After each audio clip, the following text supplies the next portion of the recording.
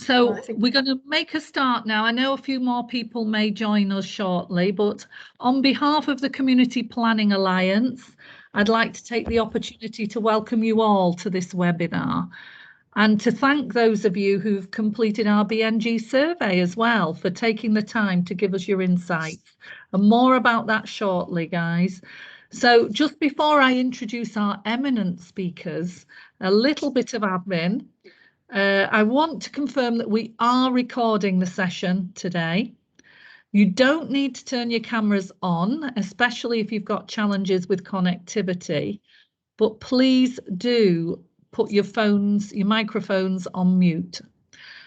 We'd like you to put any questions you have in the chat, and we'll be monitoring that throughout the session today. Sadly, we won't have time to introduce all our participants individually, but if you'd like to say who you are, where you're based, and what your interest is in Biodiversity Net Gain in the chat, we'd love you to do that. And I think the other participants would welcome that too.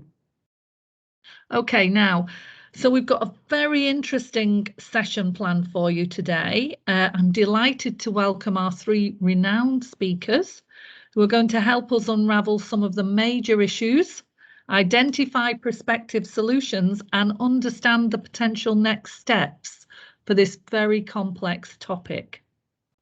We're lucky to have with us Sophus Ermgassen, sorry, Sophus or Sophus, talking to us today. That was a mouthful. Sophus is based at Kent University, where his PhD research explored the ecological outcomes of mandatory BNG using evidence from early adopters, and he's going to tell us what he discovered and give us some tips, I hope. Sophus also makes short animations to communicate his research, and I recommend that you subscribe to his YouTube channel because simple explanations are very useful for this very complex area. We're also very fortunate to have with us today Max Heaver. Now, no booze, please. Max is the legislation lead for BNG at DEFRA's Land Use Division. And we particularly want to thank him because he reached out to us. And, you know, don't fall off your chairs, everybody. He reached out to us, and that is really noteworthy, Max. And it's very, very much appreciated. So thank you. And Max is currently working on the BNG measures in the Environment Bill. I'm sure he's going to tell us more about that shortly. And I think you'll already, most of you will.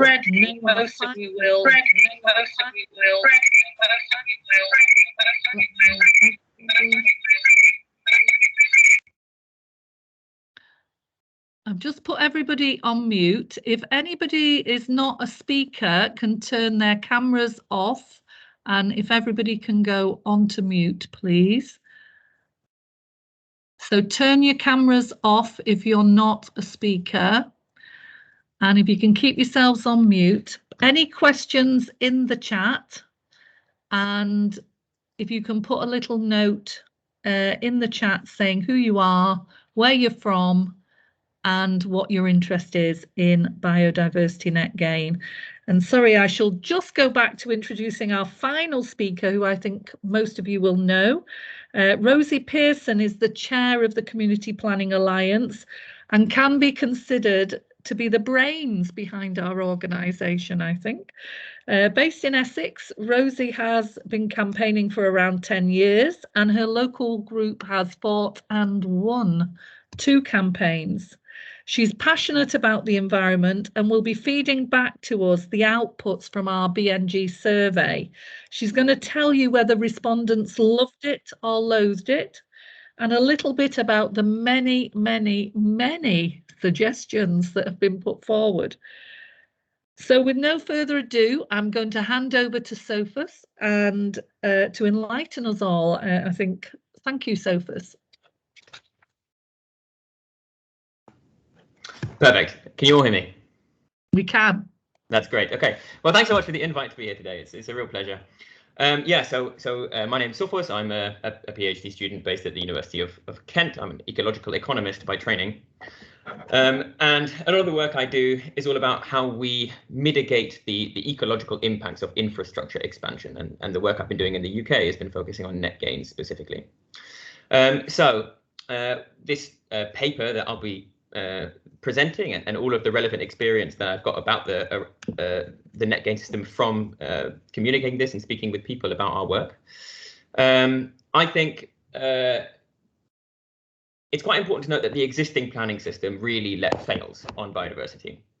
And so I think efforts to improve the way the planning system deals with biodiversity are incredibly welcome. And Biodiversity Net Gain has emerged with this kind of policy solution that's aiming to reconcile development objectives with nature objectives. So it's really well-intentioned policy. And I think it's very likely that net gain is better than the existing planning system. I think it's very likely that net gain will not deliver a net gain in biodiversity as it currently is designed. So we'll go through the results of our work and why I think that in a second. In short, this is the problem. Huge projected infrastructure expansion as part of the post-coronavirus economic recovery package. This is just projected housing expansion, but it applies to roads and other infrastructure as well. Meanwhile, biodiversity is declining, and the UK government has outlined goals to halt wildlife declines by 2030, and it's expected that some kind of formal commitment will be made in the Environment Bill.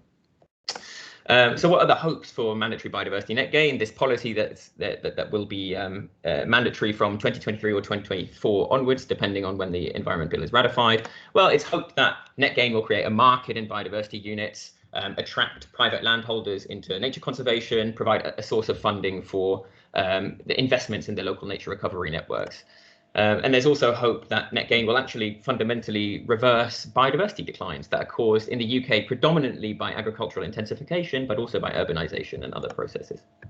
And it's hoped that net gain will add an economic incentive to not harm nature initially, to redirect development away from areas where it has high biodiversity impacts. That's the kind of economic theory behind biodiversity net gain.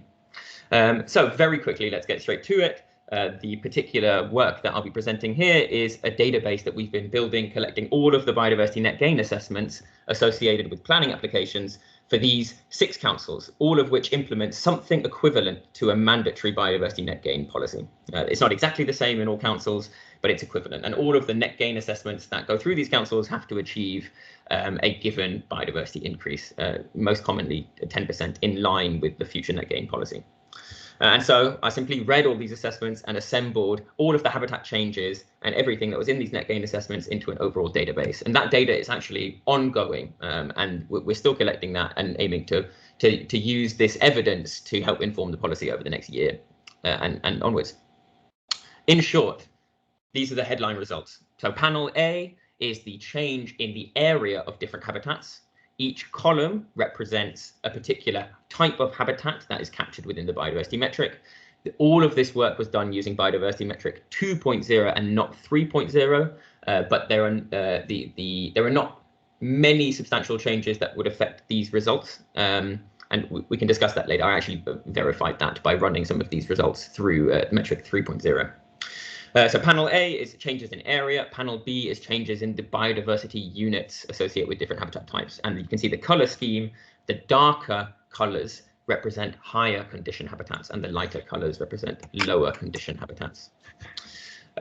In short, what are the headlines to take away here? So the majority of construction is happening on areas that the biodiversity metric thinks are not very valuable for biodiversity. And that is potentially a very good thing. It's potentially redirecting development towards areas of low biodiversity value. At least that's the hope. To know if it's really better than the existing planning system, you have to be able to compare it. And we can't do that because they don't use the same data. But it looks like the majority of development is happening on croplands, which are on average pretty low biodiversity value, and modified grasslands, which can mean pasture. Most commonly, it can also mean amenity type grasslands. But an important result is that lots of this development is happening on these habitats that could be considered less valuable. But biodiversity net gain is actually facilitating a 34% reduction in green space overall, despite a 20% increase in biodiversity units. So basically, it's delivering more biodiversity units on a smaller area devoted to natural or semi-natural habitats. And you can see that the vast majority, or the single largest contributor to biodiversity units across the policy is moderate condition other neutral grasslands. And we'll get on to whether or not I think this is realistic in a bit. So we get a fair amount of units provided by scrub habitats. The scrub has actually become less powerful in metric 3.0, so I think this result is likely to be dampened slightly using the new metric. And biodiversity offsets, these biodiversity units bought off-site, actually only make up about 5% of all of the biodiversity units in our sample. So that means 95% of all of the biodiversity obligations of developers in our sample are delivered within the development footprint. So that's grassland and scrubland and woodland within developments. What does this all mean? So net gains associated with a significant loss of green space. It's promising lots of ambitious future condition gains, and nearly all of these are actually within the development footprint itself, which is quite different from what you might have heard in the media. And these gains are actually potentially questionable. For example, 27% of all the units delivered by the policy come through grasslands and scrubland within housing developments. So the real question is it realistic that these habitats are actually going to reach their full ecological potential, as may be outlined in the planning application? And the offset market might be much smaller than we hope, or that many people hope, people with financial interest in the offset market. So condition assessments. An ecological consultant goes out to the site and they assess the condition of the different habitat types. We did a survey of some experts. We gave them some information about grasslands that were in net gain assessments, and we asked them, using the information provided in the assessment, could they tell us what grassland it was and what condition it was? Big disclaimer, this was done before DEFRA revised the condition guidance. So I believe that the results that we'll have now will be significantly dampened by improvements to the way condition guidance is done.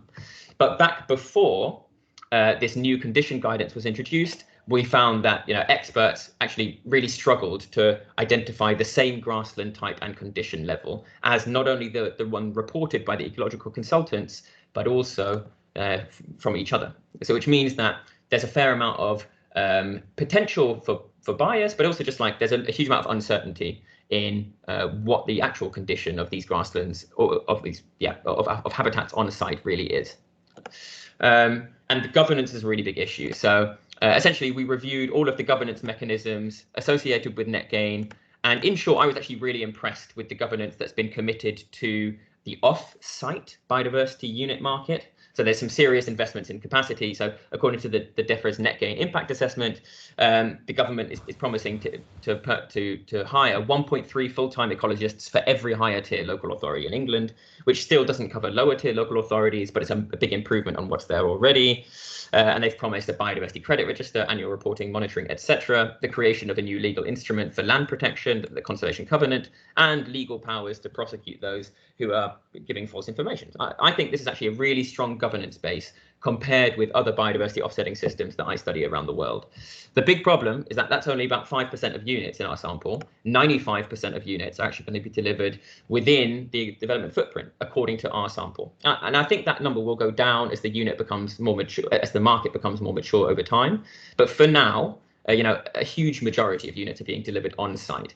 And this is tricky because the government says they're not going to introduce any new compliance monitoring or enforcement measures, and that enforcement will be dealt with through the existing planning enforcement system. And we know that that is inadequate for securing habitat gains on a site in the long term. So this is a big red flag. So there's extremely limited governance for over 95% of the units delivered by the policy. So I think this is a really core area that needs to be addressed. And well, I've discussed this with Max and colleagues, and I think we can make progress on this. So really quickly, there's my email address if you have any questions, sz251@kent.ac.uk. There's a big team of planners and academics that we work with to develop this database, and I'm really grateful to them for their input. So just for this specific audience, what I've learned about how to tell a good from a bad biodiversity net gain assessment, one that is likely to improve nature and one that's not, I would look at the preliminary ecological appraisal or planning documents and ask, has the proposal ring-fenced funding for the delivery of net gain? Or is it just an assumption that it will be delivering these management measures over the next 30 years?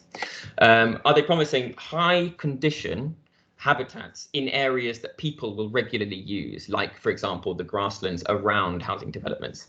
Because that is a sign that of a dodgy net gain assessment, very ecologically unrealistic one. It's worth finding out how these gains will be monitored and enforced. So this is a big gap in the current system, and on a case-by-case basis, I think we should be holding developers to account to ask, how can we guarantee that their promises will materialize in reality? And then a big no-no, is the project actually impacting on threatened species? So is it delivering a net gain in biodiversity units, which only measures changes in vegetation condition, while simultaneously harming actual threatened fauna and flora? And I've come across some developments that do this, and this is a very big no-no. These are that's a violation of the mitigation hierarchy. So really quick visual representation. I think this is just a nice example I pulled out of what I think is bad net gain. So this achieves a 10% increase in biodiversity according to the metric, but you can see, the baseline habitat there on the left is, former pasture. Actually, with a bit of love, could be something really nice. It's got a little bit of bramble scrub in it, and it's been basically over 50% of the site has been built on, concreted over, and you can see that all of the units that are being delivered to achieve a net gain in biodiversity are actually that very thin, blue habitat patch in between the houses. So this is a big no-no. I see this development and I think it's incredibly ecologically unrealistic that this will improve nature. So within the constraints of the metric, it might show that it's going to improve nature, but I think you can see that you can look at this and think this is a really unrealistic proposal. And I think there's good net gain. So this is a huge, basically cropland, and intensively managed croplands can actually be very, very low biodiversity value. It's not always the case, but let's assume that is the case here for discussion. And this is the proposal. So proposing to develop a housing development on the northern half of the site, but the bottom half of the site, some will be left for agriculture, but you can see there's a fair amount of conversion of high intensity cropland to a semi-natural area, including intermixed meadow and scrub. And I think this kind of development has the potential to genuinely improve nature. So this, in my opinion, is an example of good biodiversity net gain. Super. So that's my time. Thanks very much for listening, and let's move on to the next people. Okay. Caroline, any questions come through that you particularly want to highlight before we move on to Max? Yes, there's one about the red line of the area that needs to be included. And the question was, there's lots of conflicting information about the red line boundary where the net gain should be provided. The red line is getting tighter and tighter because if developers present the blue line, drawing the amount of net gain increases. But net gain is habitat, not just green infrastructure. So I think it's a question about what's actually included in the metric. I think that's probably worth clarifying now. Do you want to answer that, and then I'll go on to the other ones, which I think were sort of proper questions. I'm afraid I haven't come across the term blue line boundary, so I don't know how to answer the question. Okay. I'll go on to Perhaps we can come back to that one afterwards then. We'll make a note of that question and we'll come back to it afterwards. So any other questions, Caroline? Yeah, a question from David Rogers. It says, even DEFRA expected 75% of on-site offsetting, where you found 95%. Surely 75% is far too high as well. Yeah, so this is a really good topic for discussion with Max. I think we need a lot more evidence and data about what can be delivered on site. My hunch is that it is more likely that secure biodiversity gains will be delivered through things like habitat banks than will be delivered interspersed throughout the built environment. But it's not a clear-cut question. I think there's an awful lot more work and evidence that we need to get beforehand, because I mean, there's also the potential for an absolute wild west in off-site provision as well, isn't it? It's actually not so simple. It's certainly not a binary. Off-site is good and on-site is bad. But in my view, the governance mechanisms in place mean that it's currently more likely that off-site delivery is likely to deliver biodiversity gains than on-site delivery on average. Thank you. And then I think it's a comment, but also a question, but I think it's one that probably Rosie will find we come back to a lot. It's from a farmer who says that we don't understand the comments from authorities that the farmland has no wildlife, and the developer hides behind that opinion. Mm-hmm. They've commissioned 2 walkthroughs on their 20-hectare site, and they've got 95 red-listed birds of 6 different species. And with farmland birds in such a steep decline, how are we going to protect these species, which actually do rely on farmland for their habitat? Yeah, great question. So this is where it comes back to my point about adhering to the mitigation hierarchy. So impacts to threatened species, big no-no. That is one of the things that we should all be looking for when assessing one of these planning applications, because impact to threatened species is just obviously a violation of the avoidance principle. If we want to reverse wildlife declines in the UK, we simply cannot be building on farmland that is demonstrably of very high ecological value. Thank you. I'm sure they'll be pleased to hear that. Now we just need Max to hear it too. I think that's probably the ones that were actual questions as opposed to just comments. So I think I've picked them all up. Super. Well, let me just, before we move over to Max, can I just remind people to turn their cameras off and stay on mute for the session, and put any questions in the chat. And if you've joined since I last said this, so I do apologise to those who are hearing me repeat myself, if you could put a little note in the chat saying who you are, where you're based, and what your interest is in biodiversity net gain. And if there are any questions that we don't pick up in the session, we will feed back to you afterwards. So we'll pick up on those after the session. Okay. So Max, can we hand over to you now? Absolutely, yes. I think I've taken myself off mute. Shout if I haven't. You have. Brilliant. So yeah, thanks very much for having me along and for all the thinking that's gone into Biodiversity Net Gain from the group. I'm mostly here to listen, so I will keep this very brief, and then I think we're going to do some questions. So I'd start off with a couple of clarifications, and the first one is what we mean by biodiversity net gain. I think we know in government and elsewhere that the term is interpreted very differently by different people, and we're seeing it being applied differently by developers, ecologists, planners, communities. And this ambiguity at the moment is causing problems, and it's causing accusations of greenwashing when interpretations are vague. And this is a big part of the reason why we're doing the Environment Bill provisions for mandatory net gain. It's to make it less vague, to make it more robust, and be really clear about what we mean about biodiversity net gain. So I can't talk about individual planning applications or planning authority matters because I get told off if I do. But basically that's behind a lot of the issues that I see coming up. Quite a lot, it's when unsubstantiated claims are made for biodiversity net gain and no one's quite sure what's meant, no one's quite sure what the calculations are.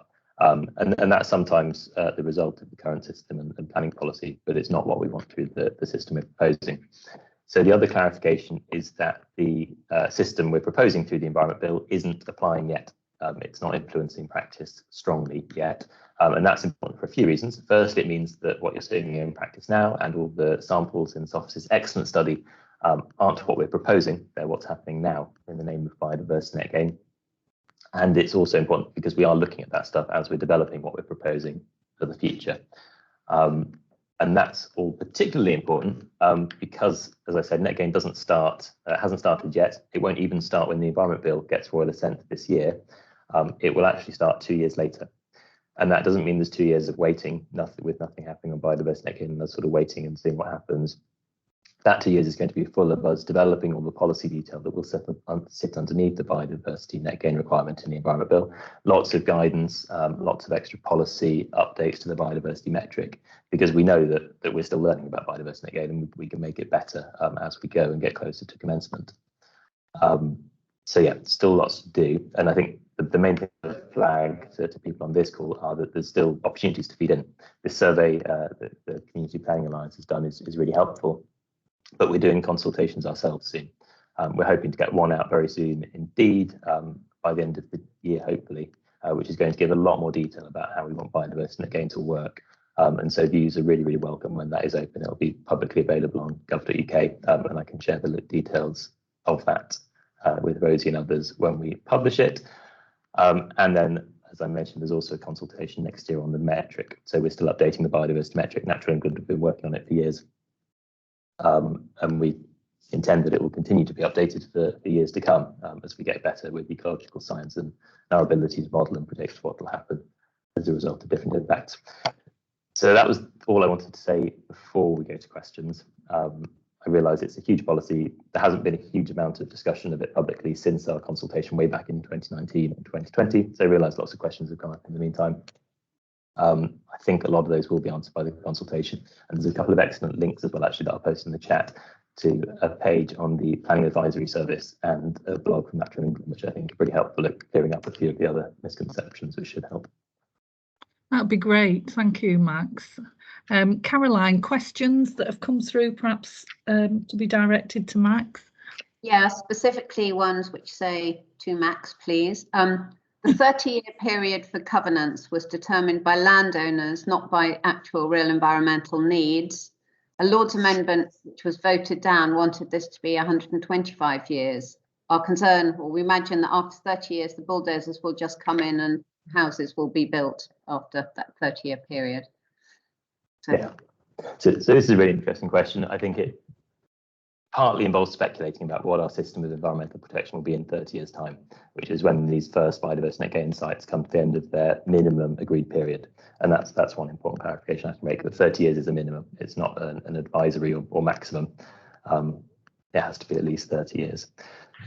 We expect that a lot of the habitats created will then be subject to other protections. There'll also be environmental land management schemes providing incentives for landowners to keep habitats in place. Basically, who knows what's going to be going on in 2050? I like to think it will be encouraging habitats to be kept in place. Once those agreements do expire, though, they'll be protected from future development because any further development on that site will have to deliver a biodiversity net gain itself. And we've been clear in the legislation that if you're developing an offset, ultimately, then you have to take the highest state of that offset or its intended highest state. So even if the woodland has died or something as part of that offset, you still have to take the woodland as your baseline, which makes it pretty difficult to develop because you're going to have to do a lot of net gain as a result. So it has additional protections at the end of that 30-year period. And I would say that the Lord's Amendment extending it to 120 years, I think it was defeated, but actually the government made an amendment to the legislation itself, saying that actually we want the flexibility in regulations to be able to extend this in future. And that also came with the duty on the Secretary of State to keep an eye on basically whether we can extend it without ruining the supply of habitat creation opportunities, because that's the fear that underpins this. It's not just sort of kowtowing to landowners. It's actually the fact that we know ultimately development, we're suddenly asking development to create habitat for all of it that's lost to development. That's going to create a really big demand for habitat creation. And that's going to be a new market that's created and a new incentive, which is exciting because we should see lots more habitat created. But there's also a risk that if it isn't met, we're not going to be able to invest any of this money and we're going to end up with big pots of money and houses rather than lots of nature and houses. So we want to make sure that we don't set too long a requirement, start a little bit of feedback. Thank you, Max. This is a... Sorry, yeah, let's move on. I think two interrelated questions. One was about how the metric might take account of sort of cumulative impact on adjacent sites. So I think it's probably a sort of similar question that because a particular case was given in Sheffield where the neighbouring impact was affected as well and not factored into the damage. So I think it's a question about the same question. Yeah, sure. So I think on the indirect impact, I think we're really clear in our previous consultation and this consultation that will be coming out soon is that net gain isn't in any way removing or replacing any of the existing protections in planning policy. So if there's an indirect impact happening to another site and it's a protected site or anything like that, then that still needs to be addressed. And that's outside Biodiversity Net Gain. Biodiversity Net Gain doesn't remove that requirement or interfere with it in any way.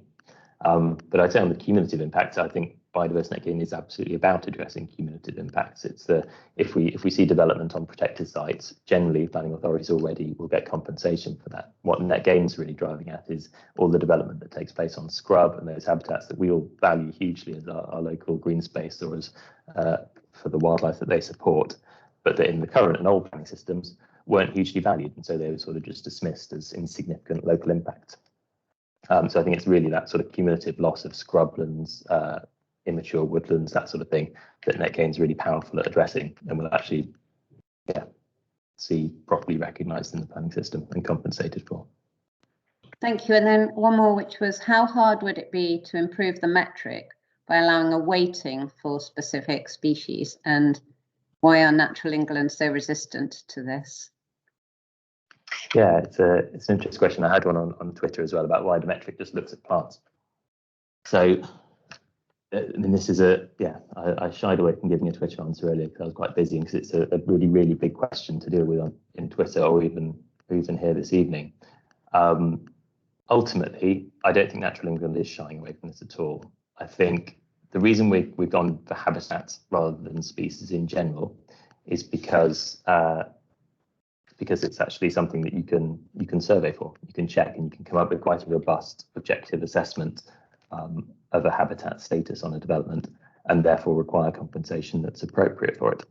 On the species consideration, I will come to that particular question in a second, but I think first, there's a question behind that, which is around what I said earlier, that actually there are already planning protections for protected and important species. So a lot of your red listed birds and everything like that, we need to be really clear, and we will be trying to be really clear in all our policy and guidance, that Net Gain isn't removing those. We still want those species considerations to be undertaken, and those protections to be left in place. Biodiversity Net Gain is coming alongside that, to make sure that we don't have general habitat loss contributing to wider species that we're not thinking about in particular on that site. So as I said, the metric is based on habitats, I'd say, rather than plants, and that's because the main impact of development that we're trying to address through this is habitat loss. And we see that at a national level, it's habitat loss rather than sort of individual species or individual loss to development that's driving those species declines. And I think it's really the robustness of the metric system that, as I said, we need to focus on habitats and plants where you can have a very good verifiable assessment. And as granted, the point Sophus has made on the condition assessments, which we're working to address, but actually generally you can get ecologists to agree on the relative value of habitats and plants present. That's much more difficult for animals, fungi, and other species, partly because they're so ephemeral, so it's very easy to miss them in a development survey, and we don't want that. But it's also just the complexity. I mean, you might think that habitat is a cop-out, but actually even that's enormously complicated to get right. Natural England's experts have been working on it for years, and we're still finding little bits that aren't quite right. And as Sophus has said in the previous iteration of condition assessments, that some bits weren't quite calibrated correctly. So we're still making changes. I think the reason we don't want to go down the species route is because whichever species you include, or at least at the moment, I should say, is because whichever species you include at the moment, we're not going to be able to include all species. We've got, 70,000 odd species in the UK. We're not going to be able to include all of them. So actually, if we include weightings, all we're doing is giving a bias for or against. And the way the metric works is if you bias a score towards a particular species, actually relatively is undervaluing all the other habitats and sites that don't have that species. It's all a relative system. So at the moment, we think that it's probably going to add an awful lot of complexity to the system, and probably more complexity than we in practice can deal with at the moment. And we're not entirely convinced of the benefits. The big caveat I'll put around all of that is that at the moment we're working on Biodiversity Metric version 3. That's what we're going to be consulting on next year. But as part of that consultation, we're also going to be talking about future updates to the metric. And as ecological science gets better, as our ability to model things, develop more sophisticated tools gets better, who knows what future metrics and what metric version 4 will cover. I'd be surprised if some future version of it didn't include some consideration of species or wider impacts. Sorry, that was quite a long answer. No, thank you. Very long, but very, very, very useful. We've had a clarification of the red line, blue line question now. Thank you from a planner, Mark. The red line is the boundary of the actual planning application. The blue line is also required to be included when the applicant owns or controls other land adjacent or around the planning application boundary. And a planning authority can impose conditions that apply on the blue land as well as the red land if it's justified to make the planning application acceptable. So it's sometimes used to impose things like landscaping requirements. So could BNG be proposed or justified, including proposals on adjacent blue land? Yeah, so that makes up a couple of percentage points in our data set. So it's not common, but it does happen. And there's certainly nothing against that. So thanks very much for the clarification, by the way. That's a really great explanation. So it does occur. It's not particularly common. I don't think it's I think it's my impression from reading hundreds of these assessments is that it's not so common just because developers use quite densely all of the land that they actually have within their red line boundary. So I haven't come across too many developments that actually have a substantial blue line beyond the red line boundary. But basically all of the ones that do have a substantial blue line do implement some kind of compensation measures within the blue line boundaries and outside the red line boundaries. Okay, Caroline, I'd like to suggest that we move over to Rosie's presentation now. We can come back to more questions if we have time at the end. And as I say, if we don't get to answer all of your questions, we will put these to Max and Sophus after the meeting, and we'll come back in a communication to you all. Okay, thank you, Rosie. Hi, thank you. Can you all see my screen? We can. Have I shared it? Okay, excellent. You need to start it. Sorry? It's okay. I was just saying you need to go on to presentation mode, but you're there now. Excellent. Okay, so this was my content. I'm not going to talk about what BNG is because we've done that. I'll look at who's responded to our survey, what they think of BNG, some examples and reasons for concern, and how it can be improved, and some next steps. Before I go into the survey, I'm going to put out 5 themes that came out from the combination of the sort of the actual responses and the many comments. I've got a 60-page report that I can circulate to everyone. So we've read everyone's comments, and we will do more research into those to make sure everyone gets heard properly. But the first theme that came out is that people are very concerned about putting nature into a spreadsheet. So I fully take on board that the current system isn't working and that we need to do something. So it's just to say that obviously nature is complex, it's intricate, it's interlinked. You can't move it very easily. You can't tell animals they've got to go to a new home, and you can't replace centuries old hedgerows, grasslands, peat mosses, forests, and so on and so forth. The second point is trust. There is very little trust in the system, and there's a huge distrust of developers for lots of reasons, and I'll give you some examples of why that's the case in a minute. A very strong theme that communities must be involved much more strongly in any biodiversity net gain proposals that emerge after the Environment Bill. The people who live near greenfield sites that are at risk, they know them, they may have lived there for years, they may have wildlife records, they are there day in, day out throughout the seasons, and sometimes they're subject to desk-based research or analysis, which is obviously infuriating, particularly when it's wrong. For example, where I live, there's swathes of huge ancient woodland all around us, and they were described in the ecologist report as small copses. So things like that are common and infuriating for people.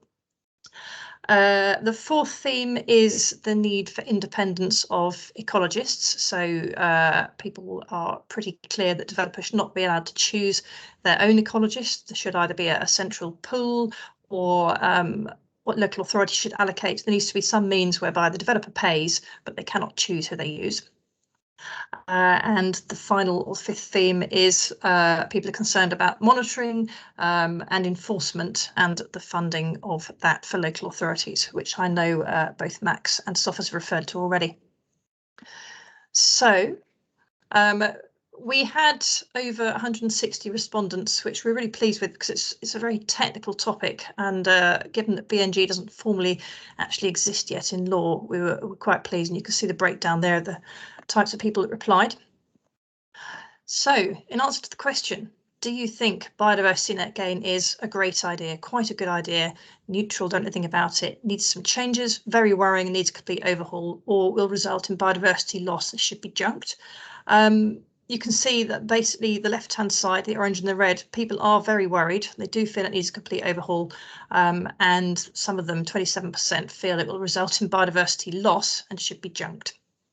On the other hand, there were 25% who thought it was a great idea, and 8% who thought it was quite a good idea.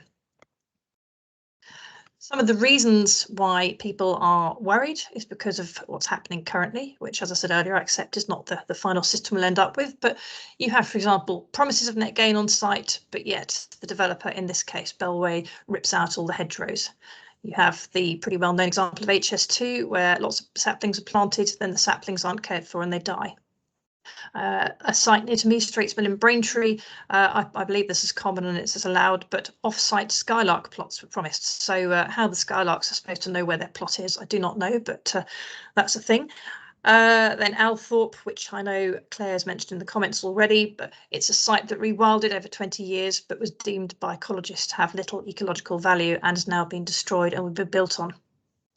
There's an appalling example near me, Middlewick Ranges, where you have one of the last remaining lowland acid grassland sites in North Essex, undisturbed since the Crimean War, and the Ministry of Defence wants to build 1,000 homes on that and pour sulphur onto adjacent farmland to recreate new acid grassland. An inspector listened to their ecologist, who said it was perfectly fine, and actually this probably is something we need to talk about as the mitigation hierarchy, because I believe that site shouldn't even got through the first stage of the mitigation hierarchy. The site should have been avoided. There are protected species on it. As Sophus says, that should be a red flag. But the developer, the MOD's developer, actually created a new metric because metric 2.0 did not allow them to destroy irreplaceable habitats. So that's a really, really bad or good example of how developers are playing the system. In another one, the Ecological Survey said that no tunnels were needed under roads because wildlife would use the tree canopy. And as the respondent pointed out, what will the badgers and the deer and the foxes do? They can't leap from the trees, and that's Tudley Garden Village. And another one, very high distinctionness lowland meadow, was downgraded to other neutral grassland in Milton Keynes.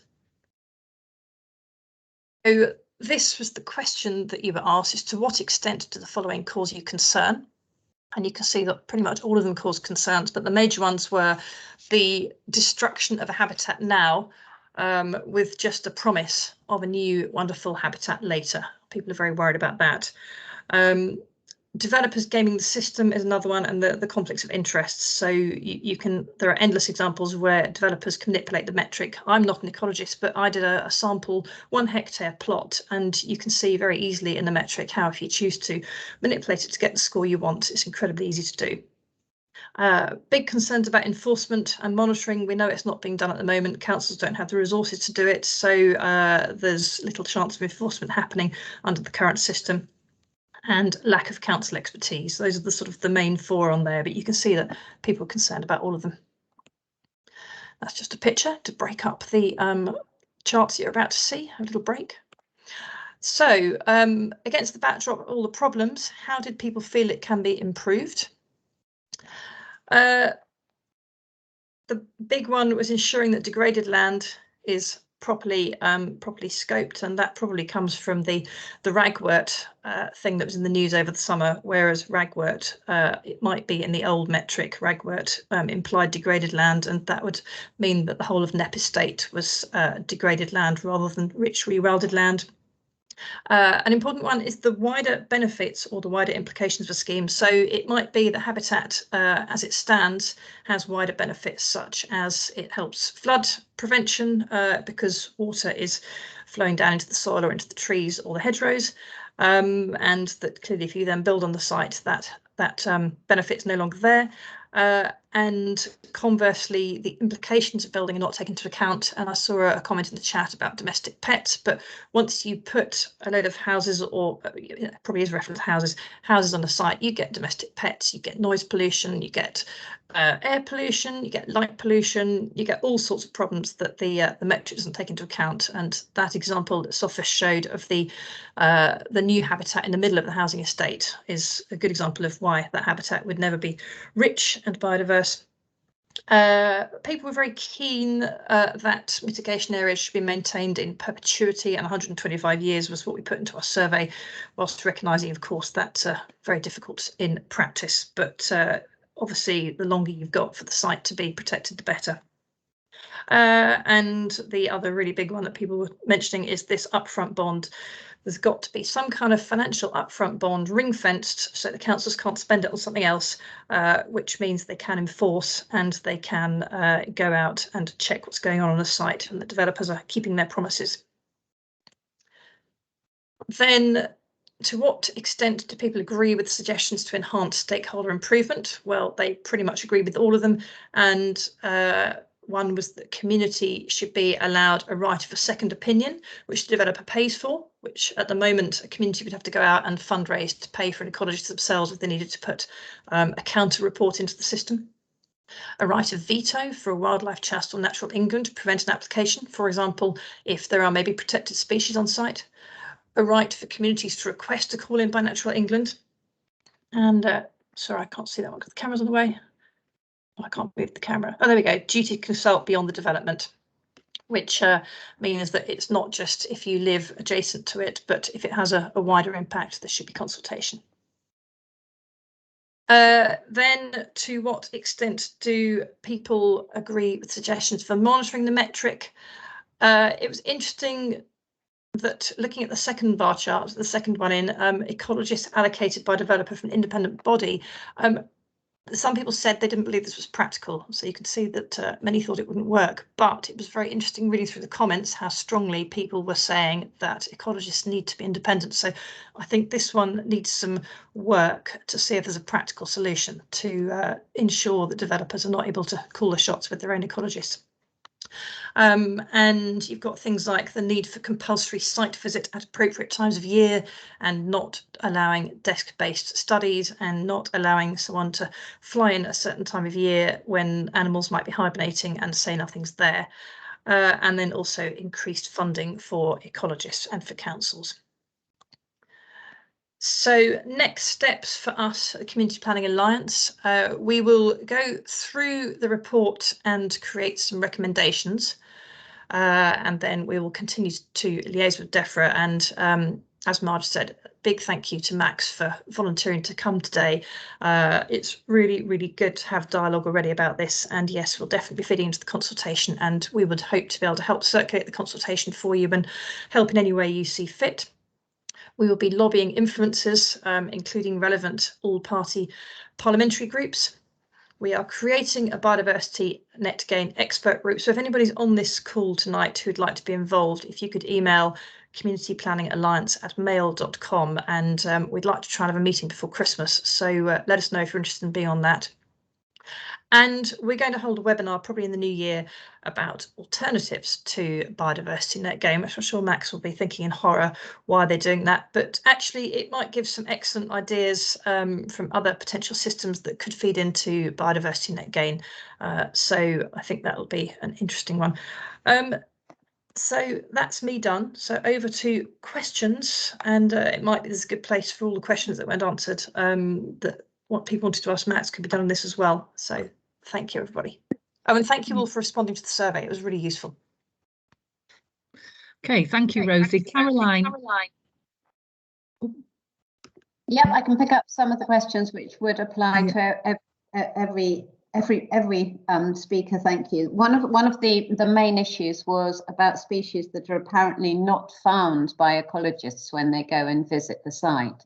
So local people clearly know they've got, curlews, whatever it is. It doesn't matter what it is, but when the ecologists who are paid for by the developers go and visit the site, they bizarrely can't seem to find them, or they go at the wrong time of year, or they don't look in the right places, even though they've been told. So how is the metric going to deal with that? And I think a sort of second part of the question might be the question of the starting point of the metric. There have been quite a lot of examples given in the chat about developers going in and ripping out all the hedgerows and trees before then looking at what the base case is. And so how do we go back to what it should have been before they stripped it bare and then used that as the base case? Okay, I can jump in on that second question about baselines. So I work with some, in part of our Net Gain collaboration, with some really outstanding biodiversity officers, and they actually check every planning application on Google Earth past satellite imagery to check what the baseline is like. So check whether or not the baseline has been recently degraded. Now there is actually, it's written into the Environment Bill that you should, if you're caught out for having prematurely degraded your baseline, the previous level of baseline will be assumed. So basically, I think an answer to that is improved funding and resources for the council biodiversity officers there. That's I think that gets to the heart of that. But it's a problem that you can never like 100% solve. It happens in every biodiversity offsetting system that I'm aware of, that you have some preemptive trashing if the stakes are high. Yeah, Max, do you want to add anything to that?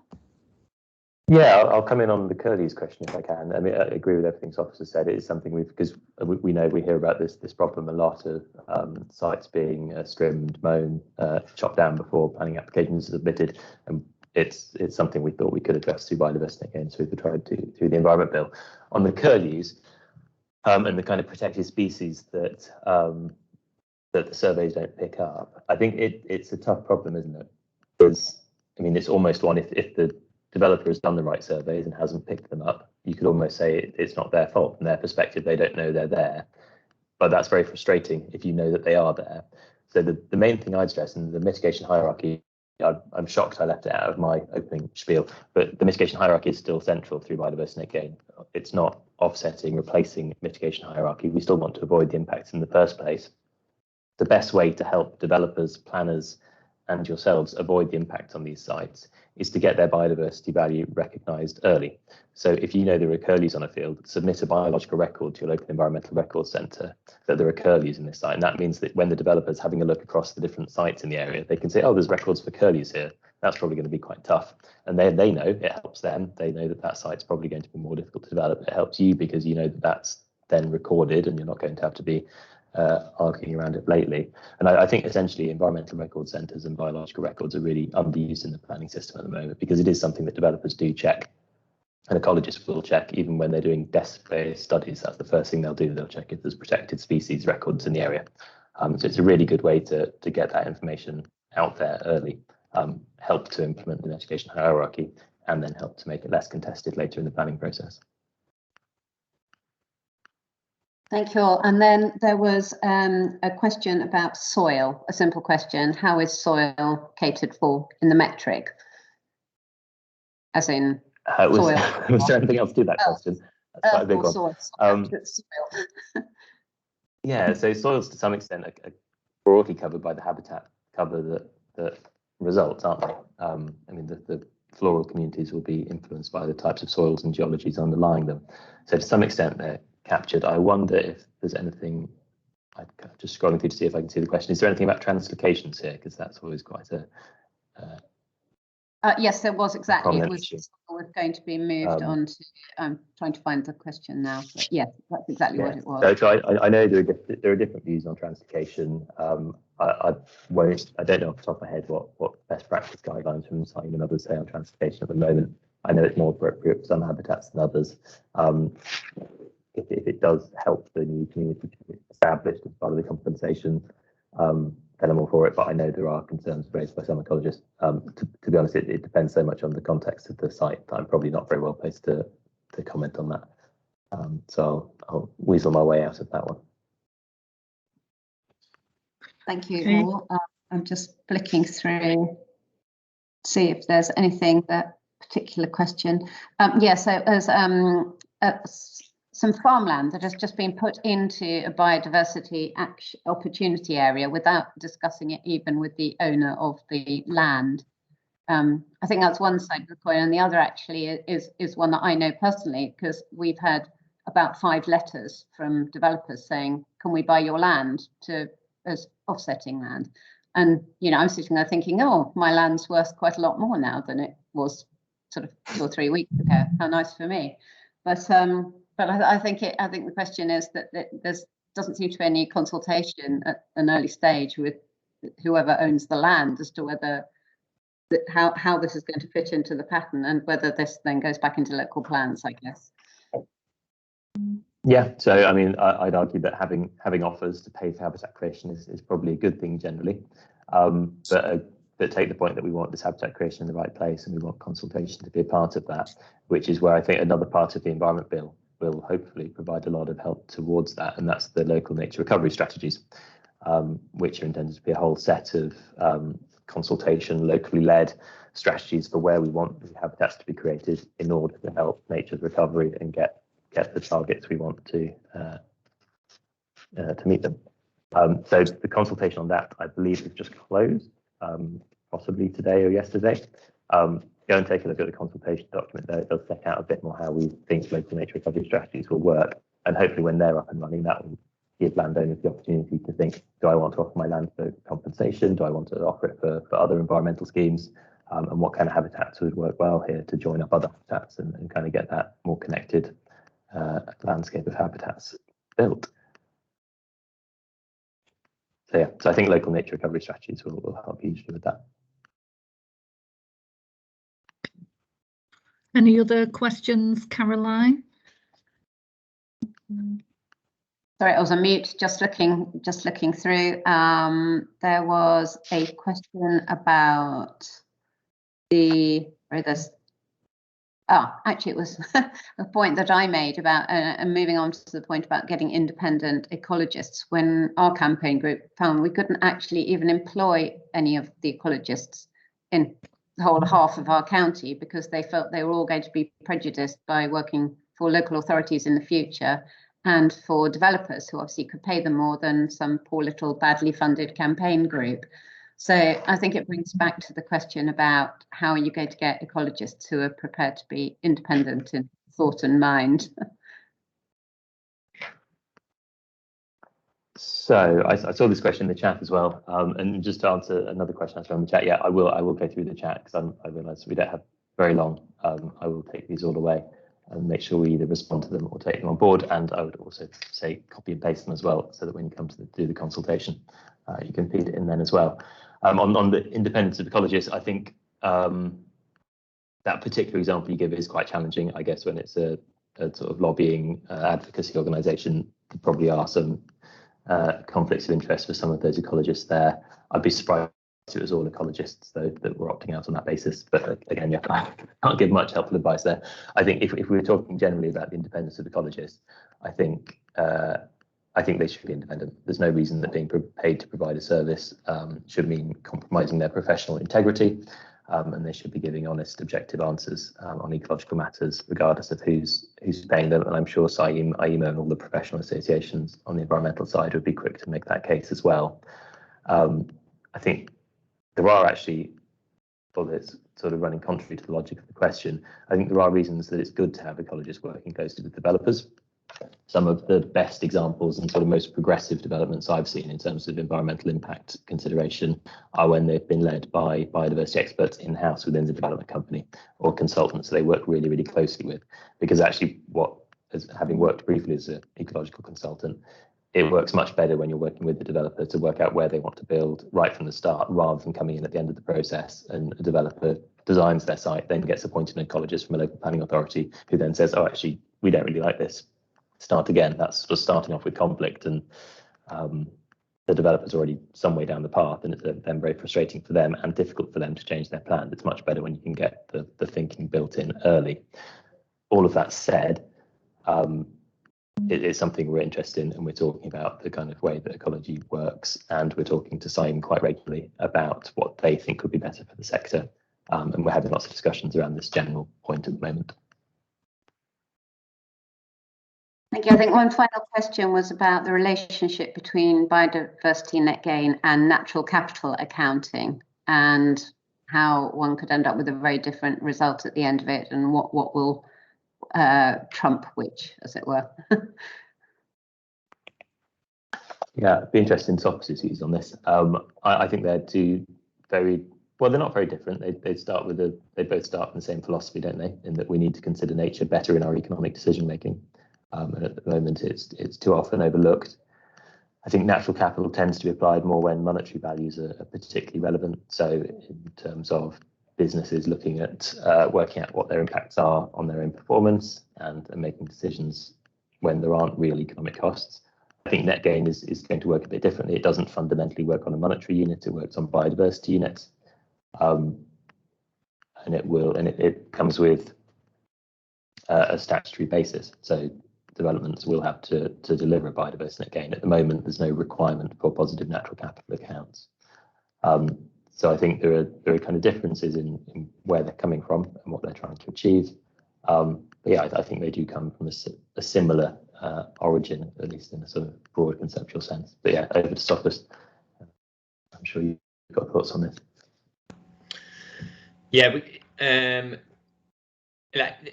on paper, right, I think it would be really delightful to be able to create developments that optimize natural capital and biodiversity.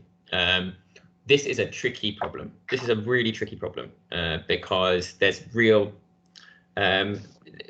what natural capital you choose to measure or can easily be measured will highly affect your results, and there are some sort of intangible forms that are maybe more valuable for people but are really hard to measure. So think about cultural ecosystem services and those kind of things. And then you also get this very tricky problem where there's, I think in a lot of cases, there'll be trade-offs between biodiversity and natural capital value. So if you think the primary driver of the the value of a site is how many people derive value from that site. That's like a fundamental economic principle. So one of the issues that I think is potentially quite pertinent is that I think applying a site scale natural capital type framework to decision making will basically move nature much closer to people, which is a wonderful thing in some ways, but may not be the best thing for biodiversity in across other dimensions. So my gut is to stick with biodiversity and get it right before we start introducing another enormous complexity. That's my gut. But I also think the idea of having sort of landscape scale natural capital maps so that we can protect and enhance areas of known landscape scale natural capital value, and those should be fed into local plans, and those sites should be avoided just as heavily as sites that contain threatened species or rich wildlife. I think that should definitely be the case, but applying it at a site scale, very tricky.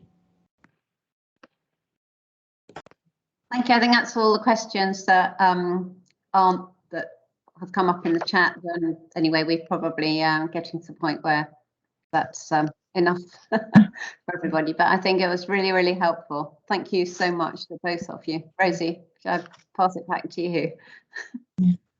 Yeah, unless it's Marge to sum up really, but no, I echo that. Thank you so much, Sophus and Max. That was really, really helpful. And you can see that people have got a huge amount of interest in this and lots of questions. So so we can save the chat for you, Max. I know you said you're talking about we send copy and paste. We'll save it for you and we'll maybe even organise it for you and send it through to you. So we'll then have a good record of what everyone said. So no, thank you. I have just put in the chat. I don't know if everyone here is already on our email list, but I put the link in to how to sign up to it. And that way I'll send out the YouTube link once it's on. Or if not, just look up in a couple of days, Community Planning Alliance on YouTube, and we'll put the meeting up there. And yeah, work in progress. And don't forget to let me know if you want to be on the expert group so that we can keep working on this. Thank you. Probably back to Marge. Yeah, no, I don't want to say any more unless Sophus or Max has got any final comment for us. I don't think so. I was trying to scroll through the questions, see if there are any we could do quickly, but I don't think there are any small enough. I think there's lots we'll summarise the questions and get them out to you. Yeah. Brilliant. Okay, Thanks all. well, everybody, again, thank you so much, Sophus and Max and Rosie, for speaking today. And thanks to everybody for joining us. I hope you all enjoyed it. I think you did. And we'll be coming back to you with more information as soon as we can. I think the one final thing I'd say, Max, to you is that you can probably see that there is an awful lot of interest from communities to be involved in this. And I think there's a huge talent pool of expertise out there that can be used by yourselves. So don't hesitate to come back to the Community Planning Alliance to get connected to our over 500 groups now. So, okay, thank you very much, everybody. And with that in mind, we'll close the call. Thanks very much. Very interesting.